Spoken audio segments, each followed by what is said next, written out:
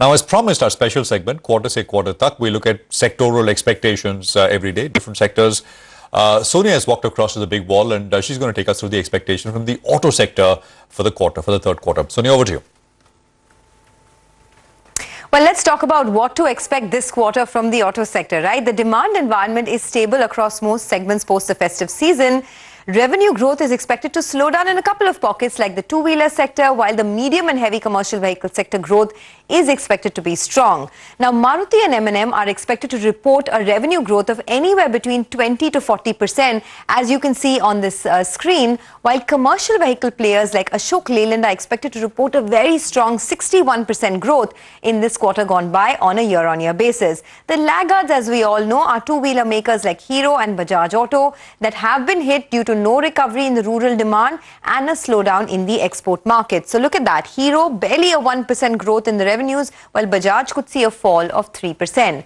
Now, the big question is, as pent-up demand normalizes, will growth rates slow down further? Nomura put out a report where they expect the passenger vehicle industry growth to slow down to 6% in FY24 from 23% in FY23. Remember, regulatory costs are also rising because of the BS6 Phase 3 norms that kick in April 2023 onwards, and 6 airbags will be compulsory from October of 2023. So the question is, will higher regulatory costs hit demand further? Another ponderable is, will discounts continue to increase across segments like commercial vehicles, or was it just a year-end phenomenon? And finally, will there be any respite in export demand for two-wheeler players? Export demand, remember, continues to get impacted by the availability and devaluation of forex in the end markets. Let's take a look at the volume table below. Companies like Ashok Leyland and M&M are expected to see the highest volume growth year on year. And, if you move down, you take a look at some of the other players like Hero MotoCorp that could see a fall in volumes. Now, that's on the top line front. Let's move to margins. Margins is the positive picture. It will improve for the second quarter in a row, led by lower commodity costs. The commodity cost index itself is down 250 to 300 basis points compared with June 2022 levels. Lower commodity costs along with price hikes of 1 to 2% should benefit margins in both Q3 and Q4. Take a look at the table that comes up for you in a bit. Ashok Leyland and Tata Motors along with M&M will see the biggest margin recovery this time around. And we, of course, await commentary from managements with respect to whether there is scope to improve margins further, given lower raw material costs and operating leverage. And finally, we will seek data to conclude whether we are at the end of the auto down cycle, as demand is largely stable post the festive season and margins are expected to improve. So let's head across to Basudeb Banerjee, who is the analyst at ICICI Securities. He joins us now. Basu, thanks a lot for joining in. As I was, just speaking about it, margins are expected to recover and volumes barring two-wheelers are expected to be stable post the festive season. Your thoughts on the three key expectations from the auto sector and the stocks that you like? Yeah, so few things which you pointed out rightly, like the commodity basket is down to 50 basis points, which should help the margin structure. But firstly, I won't look at the growth from a year-on-year perspective, because the segments which have grown on a year-on-year basis, the stock prices have also run up subsequently.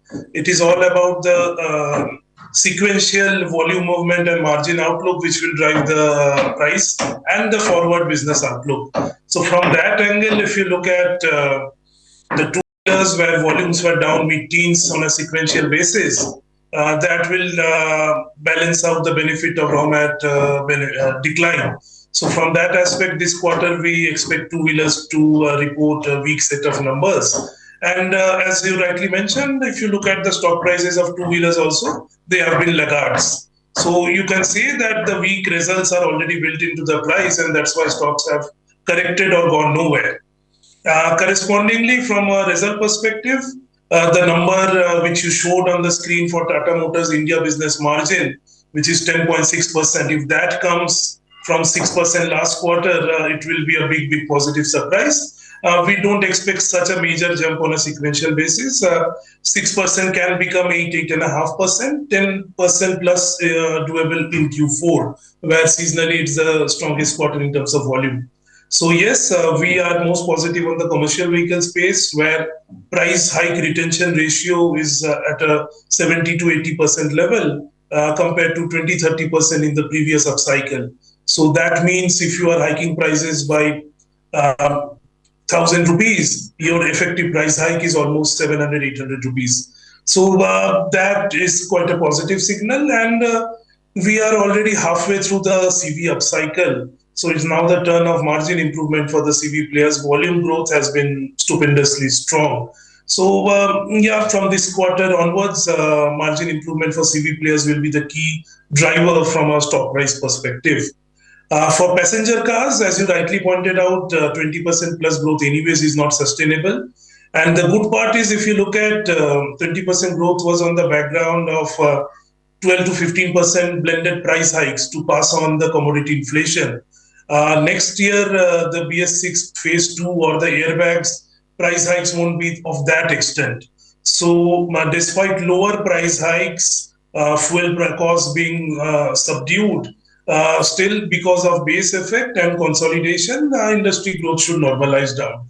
But volume growth should not be the right parameter. One should look at the value mix for the industry also. So within the two-wheeler space, I do know that, of course, it's expected to be a weak set this time, but you like TVS Motor.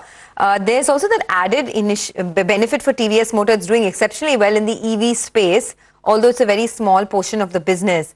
But do you think this electrification theme is something that could play out in this year? Will these companies like TVS, maybe even Tata Motors, Maruti, of course, is some time away, M&M, will they see an outperformance because of the electrification theme? So frankly, outperformance because of EV theme, I don't think is going to happen immediately. It is more to do with the losses in the EV space narrowing down with volume scaling up. So for example, TVS has already reached almost 12,000 units a month. So the more they scale up in the EV space, their EBITDA per unit losses will shrink further and help overall margin to move up. So just EV, first mover advantage in EV helping them to outperform at least in next 12 months. I don't think that's going to happen. But for this quarter results, even TVS, I don't think is going to report any great set of numbers. But we like TVS from a long-term perspective. You also like Ashok Leyland, and that has been, the numbers are expected to be good. It's been an outperformer. How much more upside do you see here, and what could be the triggers this year or this quarter? We're building in fiscal 25 as the peak of the CV cycle. And as you know, Leyland trades at somewhere around 12, 13 times EV EBITDA at the peak of the cycle.